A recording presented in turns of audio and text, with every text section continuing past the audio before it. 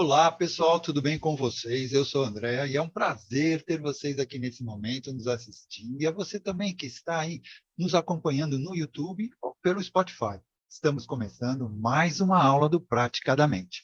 Hoje teremos como a nossa convidada a nossa diretora-geral, Lilian Leigh, que vai falar sobre o tema Síndrome do Impostor, através da hipnose clínica. Ela irá compartilhar sua experiência do uso da hipnose como ferramenta para que você possa potencializar a sua prática terapeuta. Então, vamos ter aqui um debate. Quem vai mediar esse nosso debate vai ser a nossa querida Lilian Flake. Mas antes de passar a palavra para a nossa palestrante, gostaria de lembrar a todos, estamos todas as mídias, como o Instagram, o Spotify, o YouTube, Facebook e também no WhatsApp. E você que está aí nos assistindo no YouTube e gostar dessa aula, não se esqueça de dar o seu like e de se inscrever no canal e compartilhar, ok? E a nossa novidade de hoje é que nós temos um novo patrocinador, que é o Therapy. Therapy é uma plataforma de gestão para terapeutas que vai te ajudar a organizar seus clientes, serviços, tarefas e eventos. Tudo de uma forma simples e prática. E também você encontra nessa plataforma cursos que vão poder agregar muita informação a você. Ok? Lilian, agora eu passo a palavra para você. Olá, pessoal. É um prazer estar aqui reunido com os amigos novamente, né? Para tratarmos um assunto que, de vez em quando, é comentado entre nós aqui, né? Sempre surge alguém com essa característica, né? Que é a síndrome do impostor. E hoje nós resolvemos trazer o assunto como é possível tratar com a hipnose a síndrome do impostor, né? E para começar, iniciarmos aí o assunto, eu fiz uma pauta aqui para não me perder muito do assunto. Eu trouxe o significado de síndrome. Vamos lembrar que síndrome é um conjunto de sinais ou de características passíveis de despertar assim, insegurança, medo com relação a alguma causa definida, né? E esse termo, síndrome do impostor, especificamente, ele começou a ser usado no fim da década de 70. Então, uma síndrome, ela tem um caráter psicológico. E olha que interessante, a OMS não considera a síndrome do impostor como um problema de saúde mental, né? Apesar de existirem artigos que norteiam, né, que falam sobre a nomenclatura, né? O pensamento ou o sentimento de impostor não é considerado uma doença mental. Bem, uma coisa que eu achei interessante, que foi feito um estudo pela psicóloga Gail Mateus, da Universidade Dominicana da Califórnia, nos Estados Unidos, e ela marcou, né, nos trouxe uma porcentagem de 70% dos profissionais bem-sucedidos com a síndrome do impostor. Olha que interessante, né? E teve uma outra pesquisa, em 2018, também interessante, chamada Sanity e Self, que mostrou que 64% das mulheres da geração Y são aquelas pessoas que nasceram entre 1981 e 1995.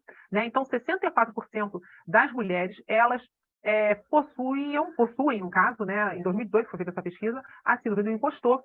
E em comparação com a geração anterior, que seria a geração X, né, que são as nascidas de 1965 a 1980, essa porcentagem diminui. Ela vai para 46% das mulheres. Por que eu estou falando mulheres? Porque, normalmente, a síndrome do impostor ela é apresentada em mulheres. Né? Por quê? Né? Aí a gente vai entrar na parte cultural. Né? As mulheres, normalmente, elas vão recebendo aí sugestões de que elas não têm competência ou capacidade de desempenhar determinadas funções. Então, elas vêm recebendo essas sugestões ao longo da vida e quando ela chega numa posição, aquilo ali fica em looping na cabeça dela e ela muitas vezes ela não se acha adequada, né? Então, assim, eu anotei outras coisas interessantes dos tipos de síndrome do impostor, mas antes eu gostaria de perguntar aqui se vocês já passaram por essa síndrome ou se vocês trataram alguém com essa síndrome. Eu confesso que eu tive essas características de síndrome do impostor em diversos momentos da minha vida, em que eu tive que olhar para essa situação e ressignificar e mudar esses sentimentos que brotam na gente, né? Que é você achar que você não é bom o suficiente, que você não está adequado para aquela situação. Então, assim, isso falando da minha pessoa, fora outras pessoas que eu já lidei, que eu já tratei. Então, eu gostaria de saber se vocês aqui já trataram, ou se vocês têm alguma experiência, ou como vocês podem contribuir com relação à síndrome do impostor. Tá todo mundo com a síndrome, né? Eu estou achando, todo mundo está Ninguém com a fala nada. síndrome. Porque você sabe, André, que uma das características da síndrome do impostor é o perfeccionista. Olha aí, o perfeccionista, ele nunca está satisfeito com o trabalho dele, ele acha que pode ser melhor, né? Ele tem a tendência de focar, em vez de focar nos pontos fortes, ele fica procurando os defeitos, né? E procurando os erros e as falhas. Então, o perfeccionismo é uma característica da síndrome do impostor. Olha, Lilian, tem diferença entre o perfeccionista e o detalhista com relação à síndrome? Eu queria saber de você, se tem alguma diferença entre o perfeccionista e o detalhista com relação a essa síndrome. Olha, o perfeccionista e o detalhista são características, sim, do síndrome do impostor. No que sentido? É quando aquilo ali se torna um obstáculo para ele executar a tarefa dele.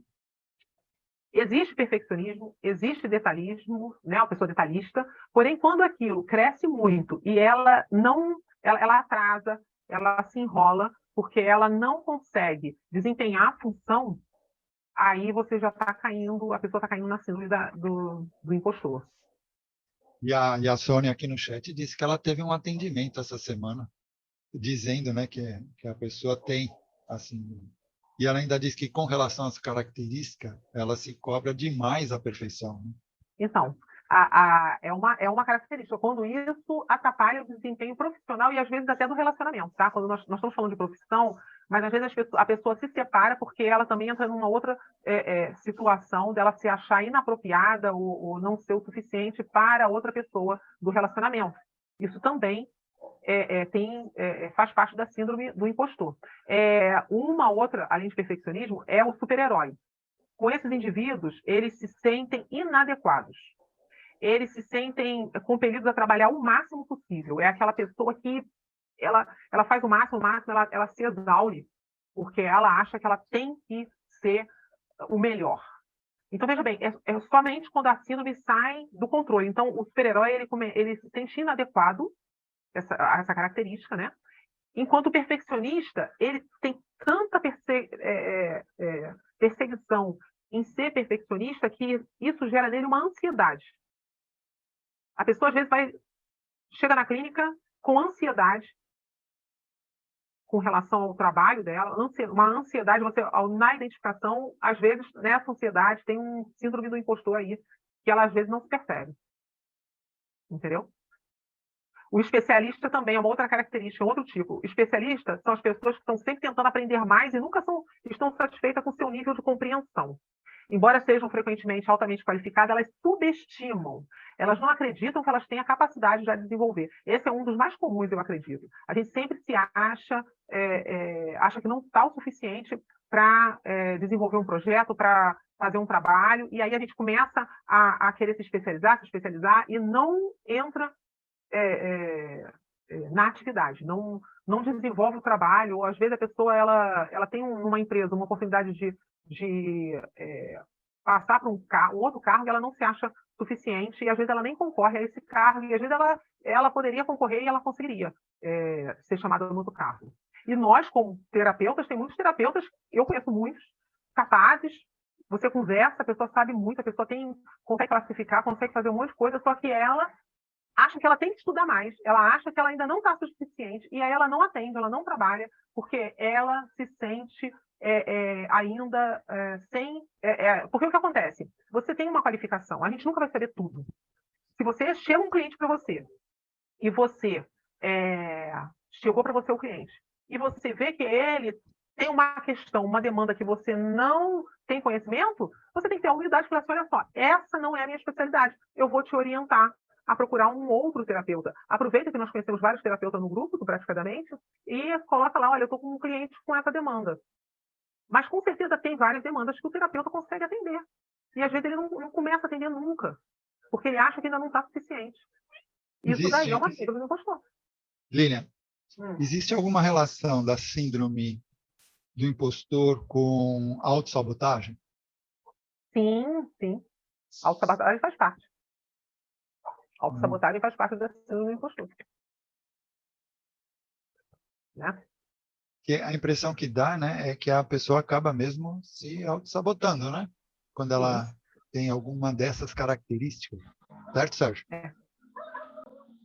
Eu ia falar aqui sobre... Eu atendi uma pessoa que ela fez curso pela Omni e cheio de certificado, super capaz, sabe? Aquela pessoa assim, você fala assim, caramba, com tanto de conhecimento. Aí eu perguntei, ela falou assim, não, só onde você está atendendo? Ela falou assim, não atendo não. Mas como assim você não atende? Não, nossa, para a gente atender, a gente tem que estar preparado, a gente tem que estar, né, disposto ali e tal. Eu falei, olha, que tal a gente trabalhar esse medo que você tem aí? E bate de encontro, né, com tudo isso que você está falando sobre o impostor.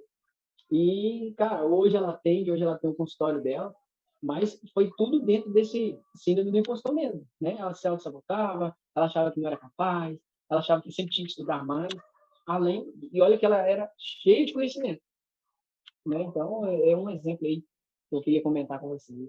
E você me lembra que eu tenho aqui um outro item aqui, que é o gênio natural. O gênio natural, esse tipo, né, de pessoa, é o indivíduo que estabelece metas excessivamente elevadas para si mesmo, e então se sentem esmagados quando não conseguem na primeira tentativa. É bem interessante também, porque às vezes a pessoa coloca uma meta lá para ela, aí quando acontece dela, o primeiro cliente vem uma questão que ela não sabe, aí ela, pronto, bem que eu tinha, ela vai querer ali justificar que ela tinha razão. Na verdade, vem uma pessoa com uma questão que você não atende, passa para outro, e vai vir outro que você vai atender. Aí a pessoa, muitas vezes, ela trava, ela, não, eu tenho que me especializar mais, eu tenho que estudar, fazer o curso de 3, 4, 5, e para conseguir fazer um atendimento, começar a atender. Entendeu? E é bem interessante, a pessoa tem que refletir. Por isso que é muito importante a pessoa procurar ajuda, né? Tem mais um aqui, que é um tipo, né? Que é o solista. Eu achei interessante. Essa pessoa ela tende a ser muito individualista e prefere trabalhar sozinha. A autoestima, muitas vezes, decorre da sua produtividade. Por isso, muitas vezes, elas rejeitam ofertas de assistência. Elas tendem a ver o pedir ajuda como um sinal de fraqueza e incompreensão. Então, vamos supor, ela está atendendo, eu estou direcionando para o terapeuta. Ele vai atender, aí vem uma pessoa que não é a competência dele, e aí ele quer atender, aí ele vai, às vezes, estudar qual é aquele caso, ele vai, em vez de ele pegar e passar, de pedir ajuda, de recorrer a outras pessoas, e ele se dá errado, ele vai justificar, tá vendo? Olha, realmente eu não sou competente, aí ele abandona tudo, ele volta a estacar zero de novo. Então, são tipos que eu trouxe aqui para a gente refletir se nós não estamos entrando nessa situação ou se nós não estamos atendendo alguém e a gente conseguir identificar esses itens. Por quê? Porque você, ao tratar, por mais que você, terapeuta, tem algumas questões, porque às vezes você não tem uma síndrome do impostor tão exacerbada, mas você tem algumas questõezinhas ali que você pode cair numa situação mais complicada. Então, quando você começa a identificar essas questões e que você vê outras pessoas com a questão e você ajuda essas pessoas a identificar e a sair do looping que elas estão e da visão que elas estão, você também está trabalhando você. Você sabe que quando a gente trabalha, ajuda o outro, a gente também trabalha a gente, né? Então, é bem interessante. Eu não sei se vocês já perceberam algum desses itens, né? E aí eu vou continuar aqui e convido vocês a me interromperem caso tenha um comentário ou alguma coisa para ajudar, né? Olha, segundo o estudo da Georgia State University, as mulheres possuem um potencial em serem brilhantes as que possuem potencial de serem brilhantes, possuem. Olha que interessante, isso aí é bem interessante, gente. Normalmente essas mulheres, elas possuem um membro em sua família que é considerada mais inteligente. E aí, por causa disso, a comparação dentro da família. Então, a falta de conhecimento da família e essa comparação faz com que a pessoa desenvolva a síndrome do impostor. Então, normalmente, quando você vê que uma pessoa ela tem a síndrome do impostor, o que, que acontece? Quando você vai estudar o histórico dela, ou fazendo uma regressão, ou na conversa mesmo, na anamnese, você percebe que ela vem de uma família em que tinha alguém ali em que ela sofreu uma comparação. Essa comparação ficou registrada. E aí, quando ela vai para alguma atividade, ela, por medo dessa comparação, ela recua. E tem também, por isso que afeta normalmente mais mulheres, né? E tem também, em algumas situações, o estigma de raça, gênero e capacidade, que também pode provocar esse sentimento negativo na pessoa. Por quê? Porque a pessoa fala assim, hoje, principalmente se fala muito em gênero, né? Esse trabalho não é para a mulher, ou esse trabalho não é para o homem. Com relação a estigmas também, né? Na nossa família, ninguém consegue trabalhar com isso. Isso aí é coisa de gente, às vezes, com outra capacidade. Tem várias situações que talvez vocês possam até ter visto alguma situação desse sentido, de que você vê, percebe que aquela pessoa ela sofreu ela passou por situação de comparação e ela não se acha capaz. Na minha família ninguém tem nível superior. Lilia, eu tenho uma cliente e realmente está acontecendo isso. Ela é esteticista, ela tem uma clínica, né, no centro de Brasília, e ela é formada, tem faculdade, tem nível superior, e vários cursos dentro dessa área, e ela me procurou porque ela não consegue. Ela acha que ela não é capaz. E realmente, investigando, o que nós descobrimos? A infância dela, tem ela e um casal de irmãos. Ela sempre foi comparada, a mãe sempre ficou fazendo comparação. Tipo assim, por que você não é igual a sua irmã? Nossa, sua irmã sonha alto, a sua irmã pensa em ser médica. Olha o seu pensamento, olha o que você quer ser na vida. Então, sempre botando ela para baixo, sabe? E ela falou que isso foi desde pequenininha, desde mocinha, novinha, sempre foi desse jeito. E quando ela se formou e tudo, e ela com a maior felicidade de falar para os pais, convidar na formatura, essa coisa toda, e nesse mesmo dia, novamente foi feita a comparação. Você estudou isso tudo para isso, sabe? E ela começou realmente com dificuldade. Ela conseguiu, ela venceu, ela montou a clínica, né? Mas com uma dificuldade muito grande em atender, sabe? E quando nós descobrimos isso, foi muito bom, porque nós trabalhamos, né? Trabalhamos isso, fomos ressignificando essa situação, e graças a Deus, hoje ela está muito confiante. E hoje ela consegue até bater de frente com os pais. Porque ela ficava até, assim, achando que realmente ela estava errada, que ela fez a escolha errada do curso que ela escolheu para a vida dela, entendeu? Da profissão. E hoje não, hoje ela consegue até falar com a mãe que ela gosta disso, que ela está feliz assim e vai continuar. Hoje ela bate de frente. Até a casa, o carro, tudo que ela tem é comparado. Os pais fazem comparações.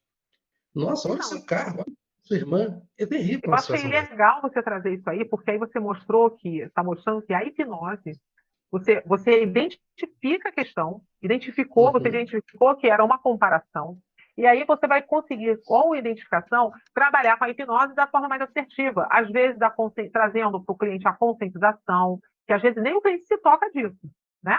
Às vezes a pessoa não se toca que tem a comparação. Às vezes, fazendo uma regressão e ressignificando algum ponto específico, né? Existem várias formas, fortalecimento da autoconfiança, várias formas que a gente tem como trabalhar esse cliente. Então, assim, cada caso é um caso, mas o legal é perceber que, ao procurar ajuda, você consegue fazer a modificação, né? Você vê essa menina que você falou, ela foi em busca de ajuda, né? Porque isso começa a gerar o quê? Ela vai começar a não ter produtividade, ela não se cuida, né? Ela começa a não produzir.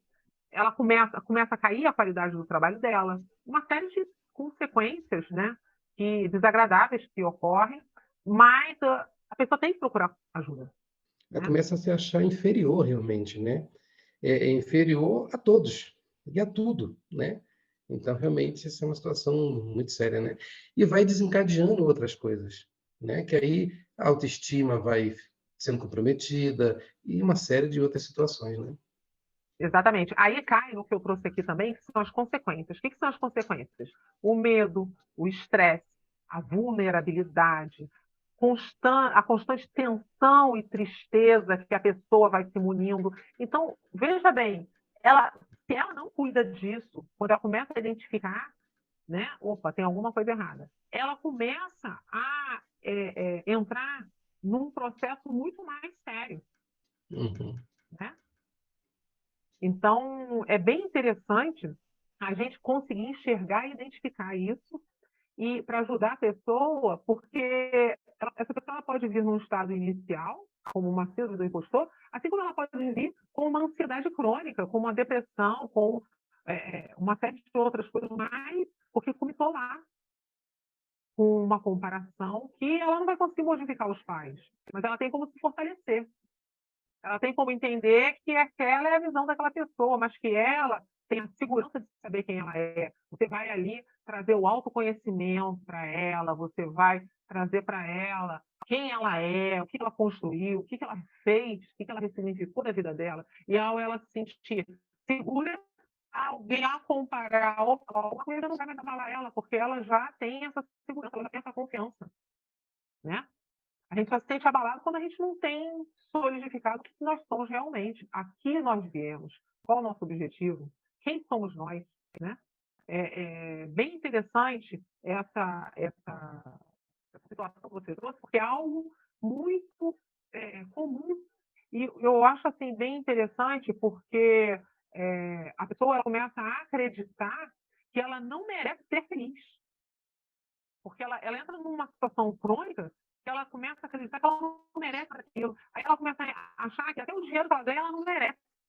E ao ela achar que ela não merece, entrar no não merecimento, o que vai acontecer? Ela vai começar a se sabotar, se afastando, de repente, de um marido ou uma esposa forte da pessoa, porque ela não se acha merecedora, e aí ela vai arrumar pretexto e vai acabar se separando. Ela vai ganhar o dinheiro e vai torrar o dinheiro dela, porque ela não se acha merecedora. Então, Durante o assim, tratamento, eh, desculpa, pode durante o ir. tratamento, eu fui mostrando para ela as conquistas que ela foi adquirindo, entende? Porque, realmente, o bom é que ela, mesmo tendo esse sentimento, ela ainda teve força de vontade de continuar. Mas, assim, só Deus sabe como, né? E ela não percebia as conquistas. Ela não conseguia perceber que ela conseguiu montar uma clínica no centro de Brasília. Ela não conseguia perceber que ela tinha clientes que elogiavam o trabalho dela. Então, isso vai acontecendo de uma forma em que ela não percebia, sabe? E com o tratamento, ela foi começando a entender isso, ela foi começando a perceber que ela era capaz, que ela tinha condições, que ela podia fazer isso, entendeu? Então, foi bem interessante, foi muito legal Quer dizer, essa descoberta. você fortaleceu as bases dela. Veja bem, Isso. você mostrou para ela, você trouxe para ela um autoconhecimento, ela se conhecer quem ela é, a construção que ela fez, ao fortalecer a base dela, aquilo que outras pessoas falam já não vai agredir e não vai incomodar tão, desestruturando ela, não é isso? Isso. Então, Isso mesmo. a função, o papel de nós, terapeutas, é exatamente isso. Quando vem o cliente, é nós fazermos isso. E nós temos também que tomar cuidado, porque nós somos seres humanos, em que, às vezes, nós vamos receber uma crítica, principalmente nós que estamos de frente com a internet, nós vamos receber uma crítica, um comentário, e essa crítica, esse comentário, pode abalar. Muitas pessoas são abaladas por críticas e comentários maldosos. Então, nós temos que ter a convicção de quem somos, a que viemos, o que nós estudamos, como nós nos construímos, e ao termos essa certeza, essa convicção, quando alguém fizer uma crítica, um comentário, a gente saber refletir e se posicionar. E, caso a gente não consiga, procurar ajuda. Porque um olhar de fora nos dá força, né? Nos dá segurança, nos dá base para a gente prosseguir. E isso é muito bom, né, Lilian, com relação ao autoconhecimento.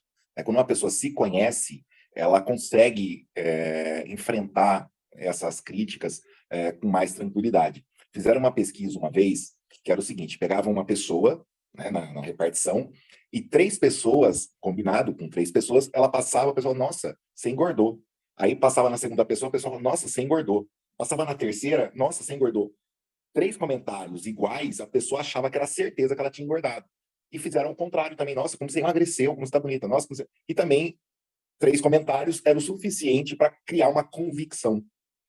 Né? Então, imagina uma pessoa que vem já recebendo críticas comparativas dos pais, né? Que já são 2, porque o pai e a mãe já são 2 pessoas.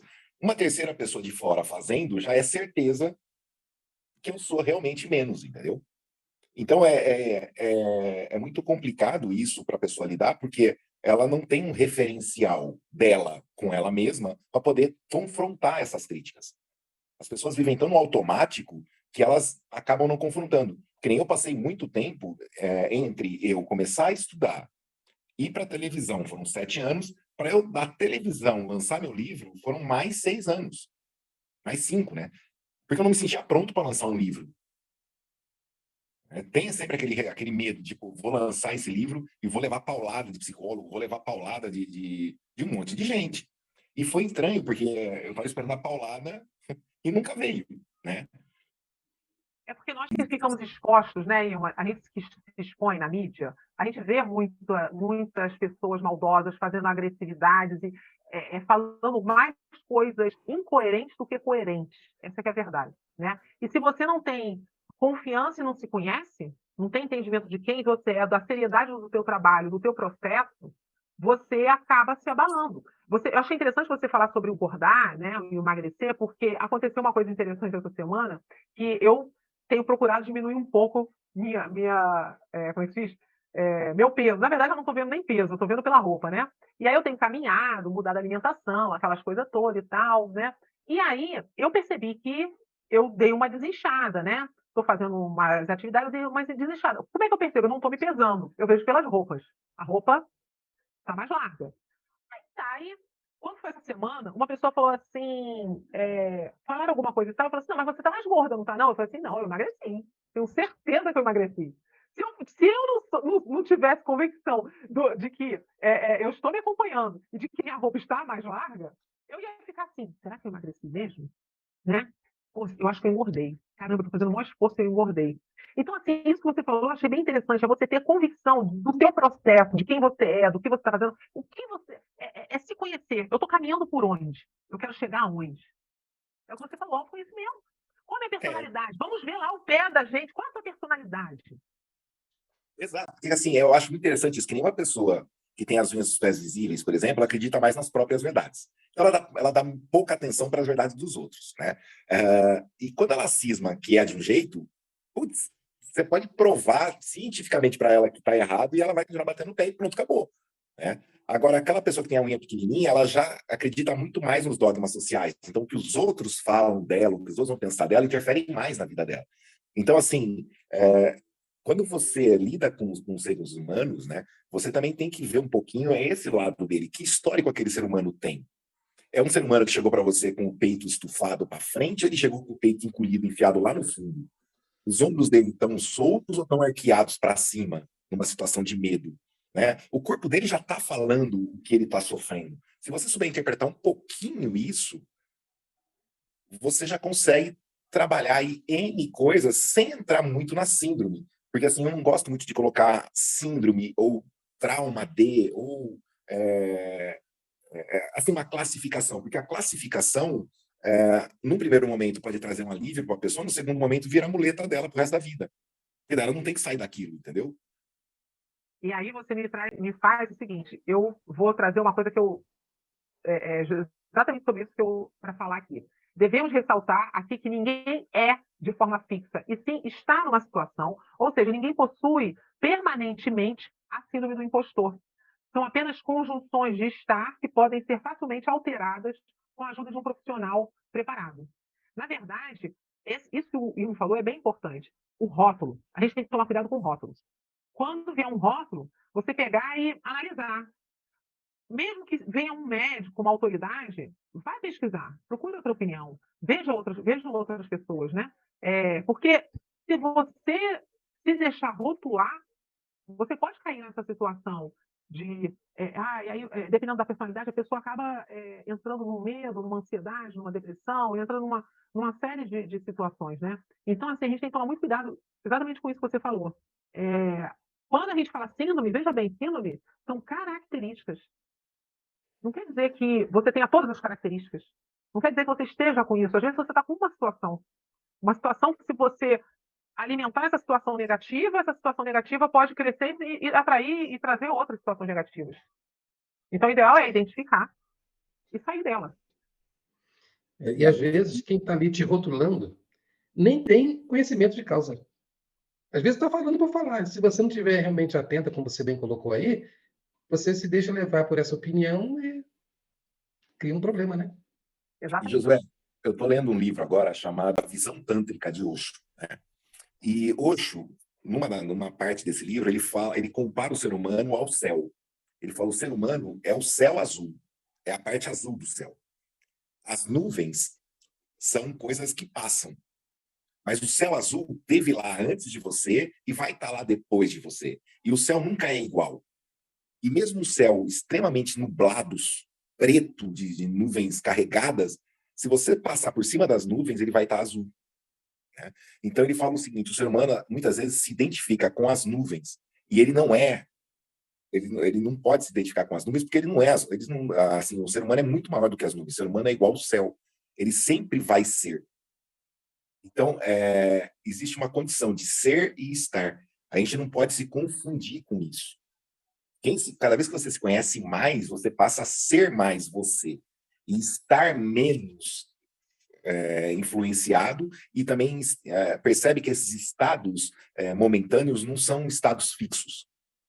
Existe, sim, uma parte sua que é fixa, mas essas partes que são boas, ruins, tristes, assim, as emoções, elas são nuvens, elas passam. Então, eu achei muito bonita essa colocação dele. Eu nunca tinha parado para analisar isso, né? Às vezes a gente esquece um pouco e se confunde como um estado, como eu sou. Não, é só um estado. Você não é aqui. Você Muito está. profundo isso, né? Exatamente É isso. muito profundo. Agora, eu separei também, que eu achei interessante, de 3 principais crenças, que é muito ressaltada quando se fala em síndrome do impostor. Normalmente, essa pessoa ela tem a crença, essas 3 crenças, né, que a pessoa tem, é com relação à capacidade dela. Ela normalmente ela correlaciona ao saber algo, né, saber fazer algo, né, a capacidade. Ela acredita que a capacidade dela, de repente, não é suficiente para fazer algo, né? Tem a crença da identidade, que são relacionadas à forma de como nós enxergamos a nós mesmos, né? A pessoa, normalmente, ela acredita que ela é tímida, aí ela age como tímida. Aí ela acredita que ela é extrovertida, aí ela age como extrovertida. Então, ela tem uma crença numa identidade. Eu sou assim, eu não vou, então eu ajo assim.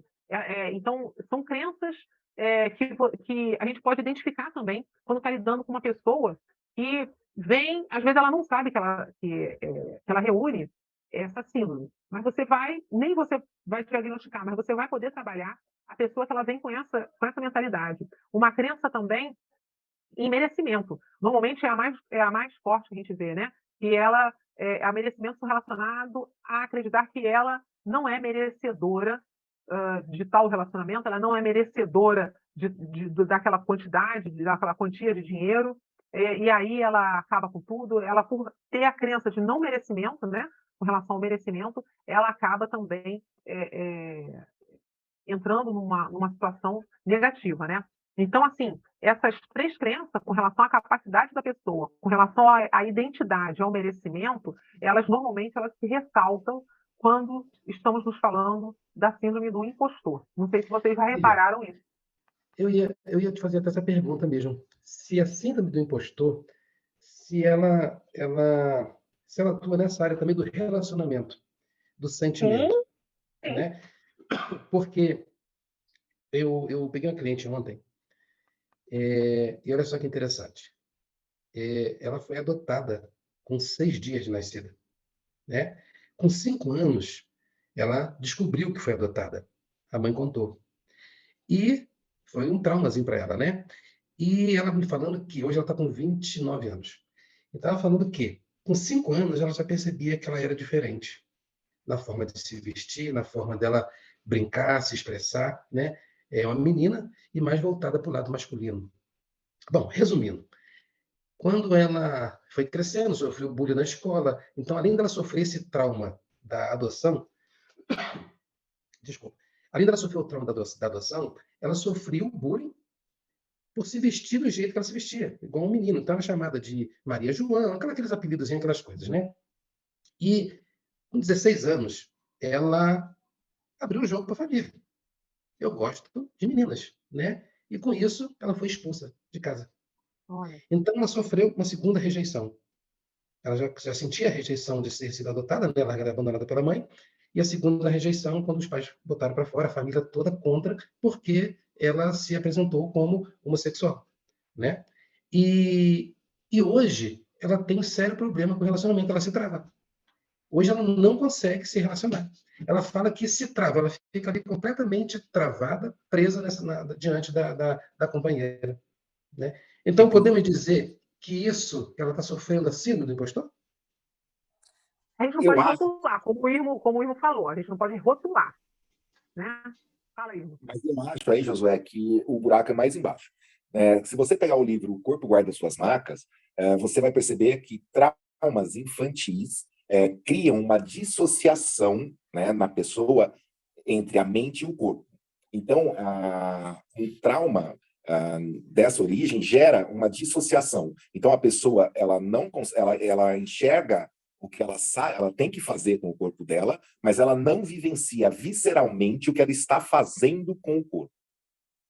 Então, ela vive como se estivesse sempre sendo uma atriz, né? Então, ela quer sentir uma coisa real e ela não consegue por causa do trauma. Então, aí, nesse caso, teria que ver o quanto esse trauma gestacional interferiu nesse processo do apego, né? Que seria do 0 aos 2 anos, né? O quanto ela teve de carinho, de atenção, com certeza ela deve ter problema de amamentação. Tudo isso gera N traumas na criança que hoje é estudado dentro da neurociência do apego.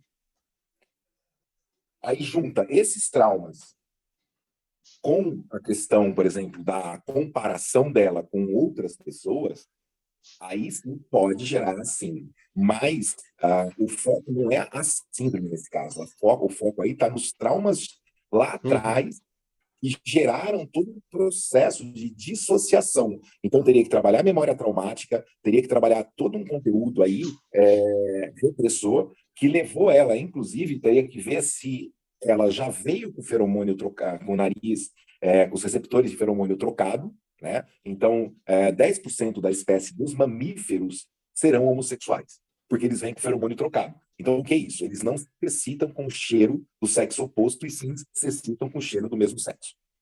Mas isso é fisiológico. E só 10% tem isso. 90% não tem isso. 90% acaba tendo uma conexão com essa parte de uma mãe mais abusiva, de um trauma infantil que leva ao homossexualismo. Então, no caso dela, teria que ver também isso. O quanto, se é um problema fisiológico, né, ou se é um problema social que levou ela também à homossexualidade. Porque o fato de ser a homossexualidade não tem nada a ver com o trauma, em princípio. Uma pessoa. Então, assim, é um caso mais complexo você falar assim, de você falar da síndrome. Porque o que acontece? Isso acontece, o que a Lilian estava falando, a Lilian até pode me corrigir, é mais comum o marido que deprecia a mulher. Ele pega uma mulher que já vem sendo depreciada pela família, como incompetente, como isso, casa com um cara que continua o mesmo processo. Exatamente, a comparação, né? De uma certa forma, tem uma comparação. No caso dessa menina, não teve a comparação, é um outro processo, né? Mas cada caso é um caso, né? A gente estuda os casos, né? Olha, já comprei o livro. Como é que é o corpo? Guarda as Como é que marcas. é? Guarda as marcas. Está para chegar. Muito bom.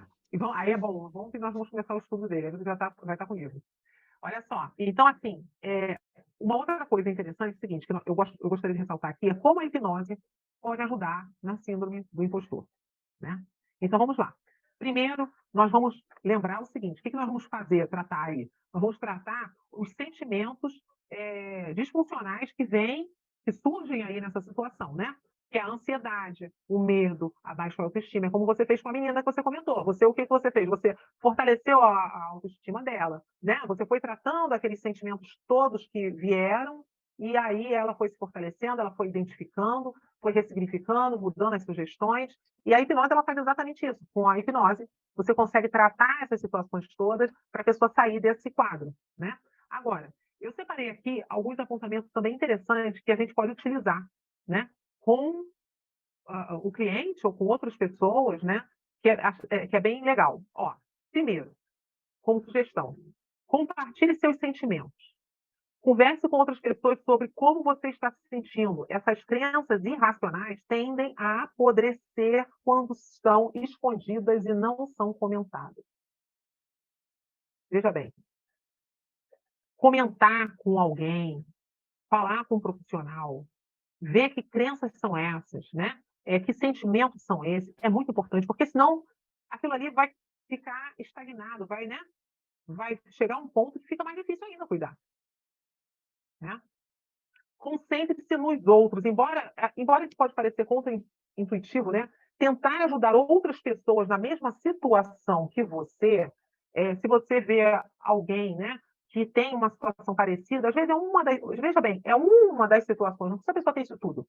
Aquilo ali vai fazer com que você trabalhe em você também aquilo, você vai refletir, você vai começar a praticar suas habilidades, você como terapeuta também, se você está querendo trabalhar e não tem confiança, você começa a praticar suas habilidades com vizinhos, com pessoas conhecidas, e você vai, assim, adquirindo a autoconfiança, né? Vai se conhecendo melhor, e como nós já falamos aqui, o autoconhecimento vai te ajudar a saber quem você é, o que você faz e que caminho caminhar, né?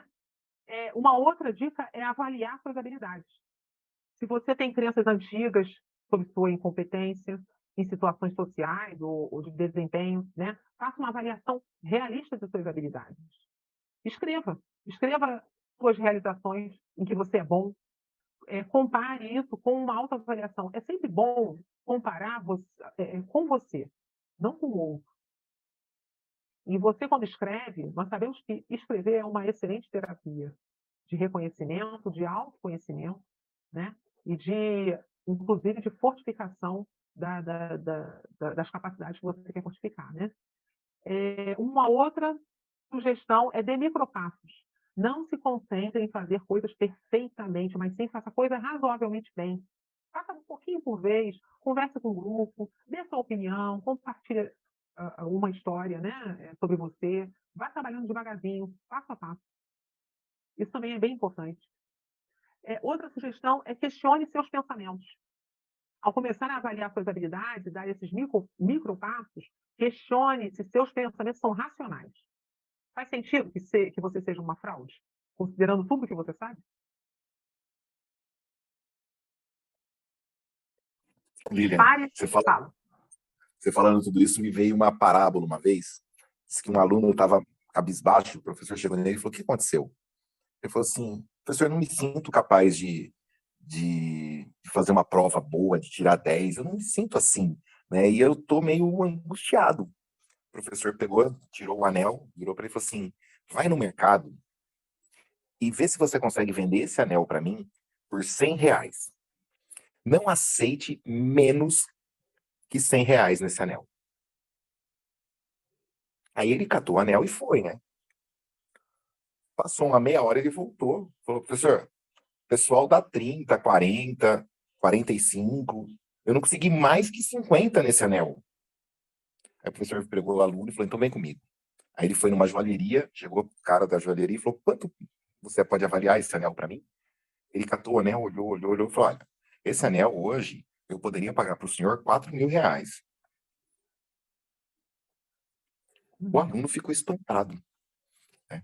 Aí, saindo de lá, o professor olhou para ele e falou assim: tá vendo? Eu te valorizo, por isso que eu estou perdendo meu tempo para te mostrar. muitas pessoas não vão te valorizar, porque não sabem o seu real valor. Então, toma cuidado quando você aceita no julgamento. Você viu, você foi no mercado, eles ofereceram no máximo R$ 45 no meu anel. E ele vale 3.000. Então, você tem que se dar o devido valor. E só você vai saber isso, e pessoas que sabem, são profissionais, também vão saber isso. Fora isso, não vão saber. Então, não se impressione. É uma parábola que cai muito bem com o que você está falando. Muito importante, é uma parábola muito importante com sentido a isso mesmo que nós estamos falando aqui. A gente tem que parar de se comparar com o outro. Às vezes você está no lugar errado, na situação que não é errada, assim, inadequada. Você deveria estar em outro local. E aí, quando você começa a se comparar com aquilo ali, você se sente inferior. Então, tem que questione seus pensamentos, questione quando alguém fizer um comentário, analise, seja racional, converse com outras pessoas. Por isso que a troca de conhecimento, a conversa com os outros é muito importante, né? Para que a gente se conheça e entenda por que você está falando ali, mas por que você está falando isso? O que te levou a falar isso? Aquela pessoa que está falando isso, ela é especialista naquele assunto que ela comentou? Eu vejo muita gente dando opiniões. São opiniões mesmo, porque a pessoa nem sabe o que é aquilo, nem nunca leu. E aí, se você pergunta uma palavra dentro do que ela falou, ela não sabe nem o significado. Eu sou muito criteriosa quando alguém vai falar alguma coisa, quando eu vou discutir um assunto com alguém. Eu não perco meu tempo discutindo quando eu vejo que a pessoa não tem entendimento daquele assunto. Por que eu vou discutir com essa pessoa se ela não sabe nem o que é isso? Então, assim, é bem importante você analisar, né, isso. Outra coisa bem interessante que a gente tem que lembrar muito é a mídia. Usar a mídia moderadamente. Às vezes a gente vê uma situação na mídia e fala uma coisa e a gente fica vendo aquilo, vê que aquilo que é o perfeito, aquilo que é o melhor, e aí a gente não percebe que o nosso trabalho é importante também dentro de um outro contexto. Então, assim, as mídias sociais também, elas não correspondem realmente ao que ocorre, ao que é. Então, a gente tem que saber ter discernimento e ser crítico com relação às mídias sociais, né? Um outro item é parar de lutar contra os seus sentimentos. Não lute contra os sentimentos de não pertencer. Em vez disso, tente se inclinar para eles e aceitá-los. Entender. Por que você está com aquele sentimento?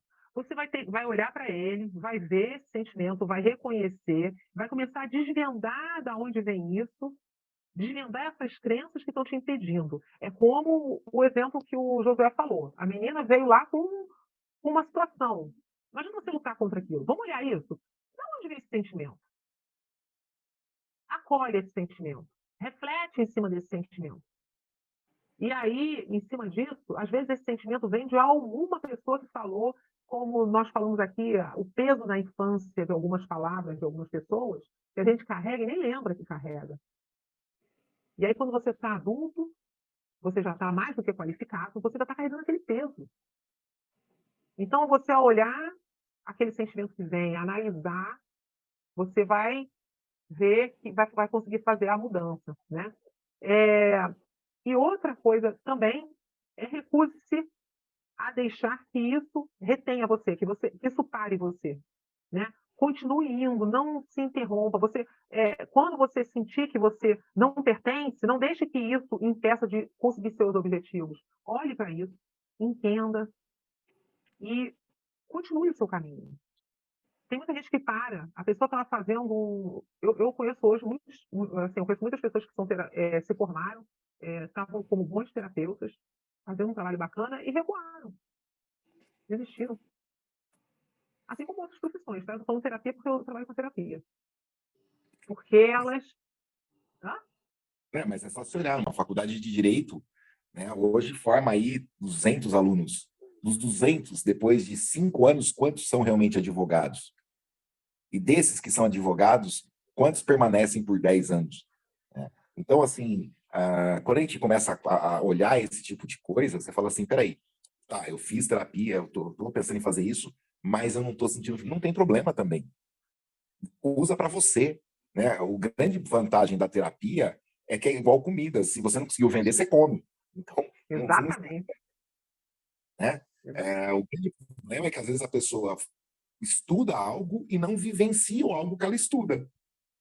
Né? Seria incoerente eu falar sobre os pés e não olhar o meu. Uhum. Seria incoerente falar de hipnose não verbal e eu não praticar, pelo menos, algumas técnicas em mim mesmo. Então, Exatamente. quando a pessoa né, tem um ditado árabe que fala que o melhor restaurante é aquele que o cozinheiro come a própria comida. E legal, assim, olha só, você pode ver, com tudo isso que nós, assim, conversamos aqui, olha que interessante. De uma certa forma, todos esses assuntos e sentimentos que aparecem na síndrome do impostor, veja bem, síndrome do impostor não é considerado doença mental. São características de que a gente tem uma inadequação. Então, todas essas características, de alguma forma, elas nos visitam ou nos visitaram em alguma vez, em algum período. Quem nunca? E aí, eu trago uma outra reflexão aqui. Sabe quem com certeza não tem a síndrome do impostor? O próprio impostor. Não tem o quê? A síndrome do impostor. Ah. O próprio impostor. Entendeu? Então, assim, de alguma forma, a gente sente, às vezes, uma certa insegurança, a gente sempre. Vai ter um momento que você vai ficar assim, caramba, aí o que você faz? Conversa com outra pessoa, recorre, reflete, escreve. Por que está passando isso na minha cabeça? Aí você escreve lá e reflete, medita em cima disso. Né? Então, assim, a gente tem que refletir que toda a situação, quando ela está no início, quando ela se apresenta de forma que te impeça de caminhar, que te impeça de desenvolver um projeto, de ir para o seu objetivo, vamos dizer assim, todas essas situações, você identificando no início, você parando para ver, você consegue resolver, você consegue dar a volta, vamos dizer assim. Agora, quando você não olha para isso, quando você deixa isso parado, como eu falei anteriormente, apodrece, e aí o problema fica pior. A gente tem que resolver enquanto está pequeno, né? Cuidar da plantinha ali enquanto ela está pequena, É para verdade. conseguirmos, né? Para conseguirmos ter sucesso. Então, deu para ver que a hipnose tem como ajudar uma pessoa que tenha síndrome como impostor, né? Síndrome do impostor. Né? Eu gostaria de saber se tem alguém que gostaria de trazer mais alguma participação boa para a gente começar a encerrar aqui, que eu estou vendo a hora aqui, já demos aqui o tempo. Se alguém tiver alguma contribuição, fique à vontade. Dentro das características que a Lilian passou, né, que estão ouvindo isso hoje ou vão ouvir isso futuramente, a base para sair disso é o autoconhecimento, é a autoobservação, é o olhar para dentro. E isso, a hipnose é fantástica, né? Toda terapia que consegue reintegrar você com o seu corpo, com o seu estado mental, com as suas características, que você se sente seguro nelas, é a base para você superar isso. Né? Então, existe saída, não é tão complicado, e se dê o direito de questionar, em primeiro lugar, questionar os seus pensamentos, questionar o pensamento dos outros, e foi o que a Lilian falou, escreve, se você conseguir achar 4 qualidades, 3 qualidades suas, já é o suficiente. Porque se você achar, poxa, eu só penso coisas negativas, eu consegui fazer uma lista de 10 negativas e 3 positivas. Não é só você.